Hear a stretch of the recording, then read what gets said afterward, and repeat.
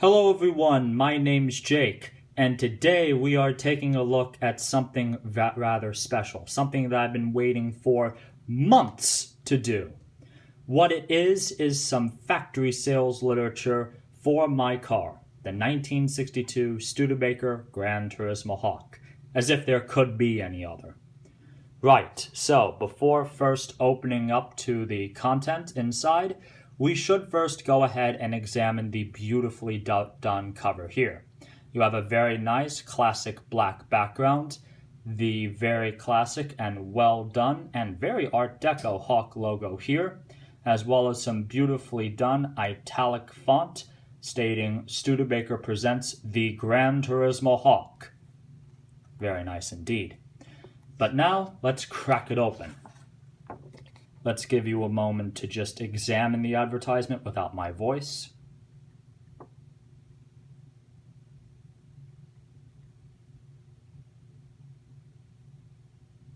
And back again.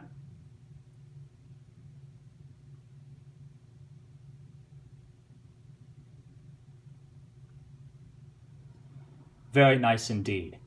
And the first thing that immediately becomes apparent to me is if we go back over to the couple, see how huge the car is in relation to them. Either the car is comically big, or these people are just hilariously tiny, like midgets.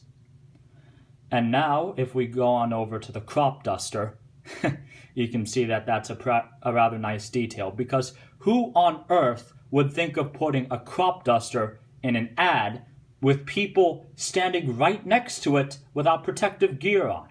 I can almost imagine the husband saying to his wife, who's probably named Ethel right now, "Ah, yes, Ethel, just smell in the chemtrails. Take it in, whiff it deep, because it's the best scent in town, don't you know?" Now let's take a look at the actual ad copy, shall we? Pull out my best salesman voice.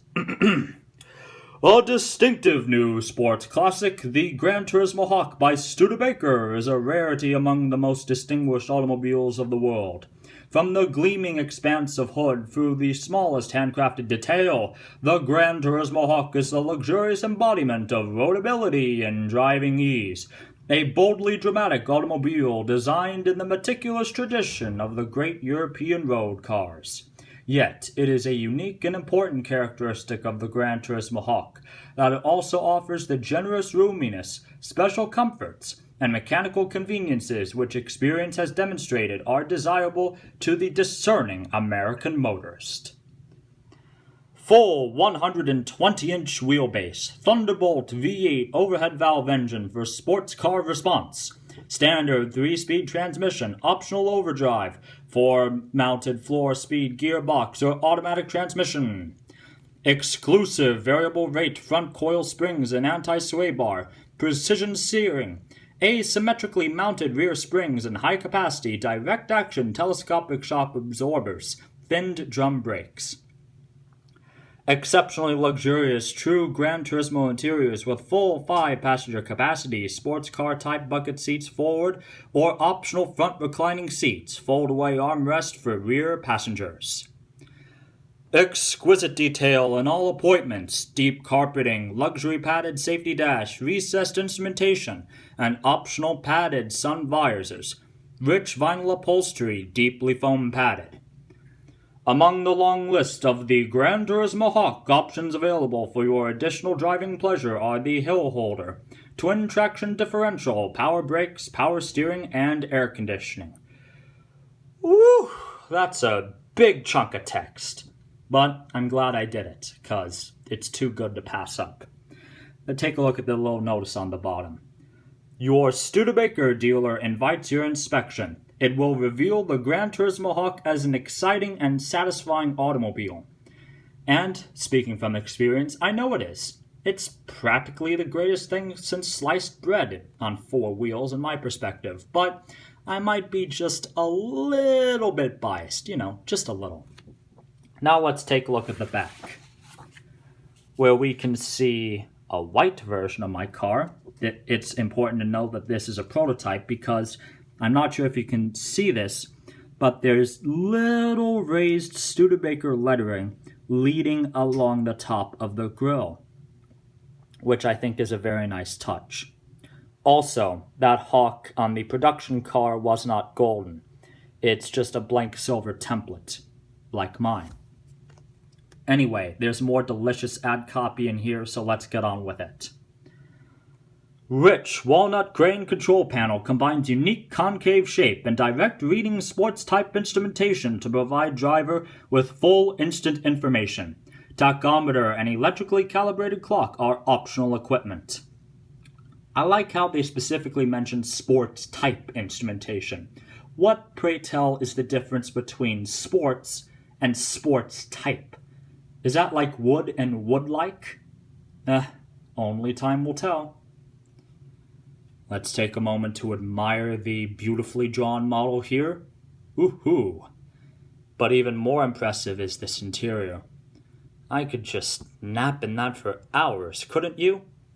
Anyway, more delicious text. Let's get on with it. The luxurious True Gran Turismo interior is designed to provide maximum passenger comfort even through protracted periods of high-speed touring.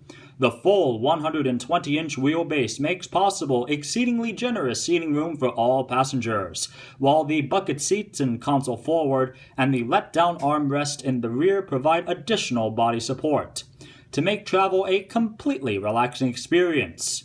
Naturally, in so fine a car, upholstery, trim, and carpeting are all of the finest quality, meticulously hand-fitted and finished by master craftsmen. Oh, I wish that were true.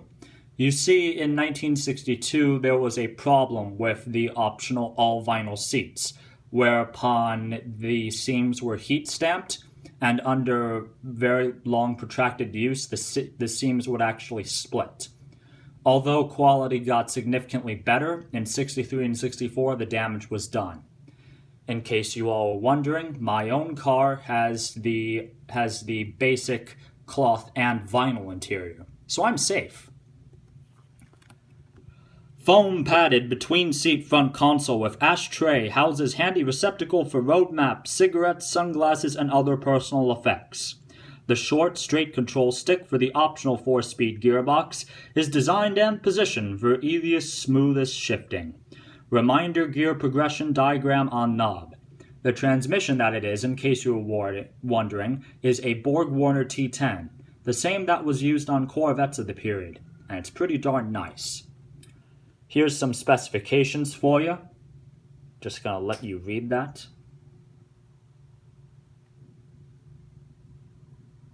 You can pause it if you want, but I'm going to keep moving.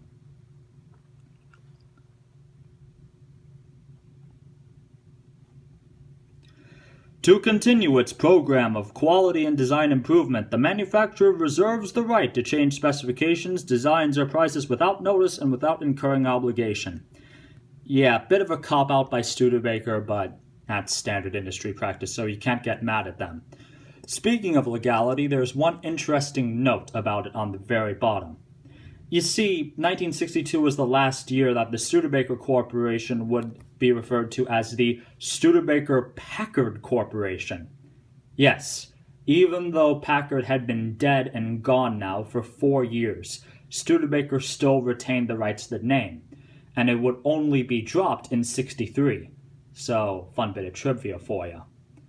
And, in tiny font way on the bottom, printed in USA, the United States of America. But you knew that already, didn't you? Anyway, that about concludes this lovely interview with this particular advertisement. And I can't wait to be looking to be creating more content soon. So, stick around. It should be fun. Toodles!